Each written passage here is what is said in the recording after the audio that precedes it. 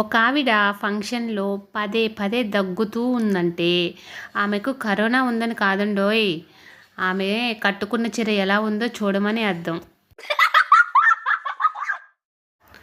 Ramana: doctor గారు, ఈ మధ్య నాకు నిద్ర చాలా ఎక్కువగా వస్తుందండి.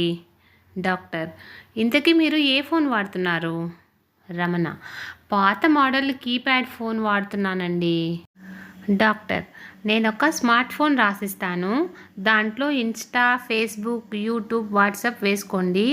కొన్ని రోజులకు మీరు ఎంత కష్టపడినా నిద్ర పట్టదు. భర్త: ఏమోయ్, చెస్ బోర్డు మీద గడ్డెందుకు వేస్తున్నావు?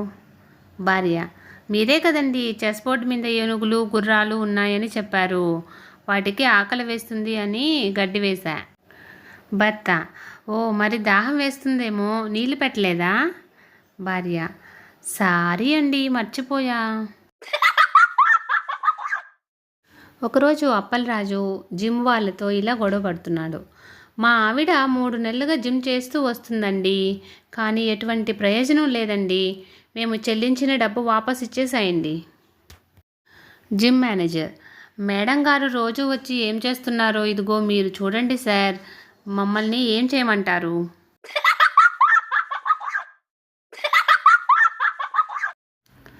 ఫ్రెండ్స్, ఇలాంటి మరిన్ని వీడియోస్ కోసం సన్ పాజిటివ్ థాట్స్ ఛానల్ను సబ్స్క్రైబ్ చేసుకొని సపోర్ట్ చేయండి. వీడియో నచ్చితే లైక్ చేసి షేర్ చేయండి.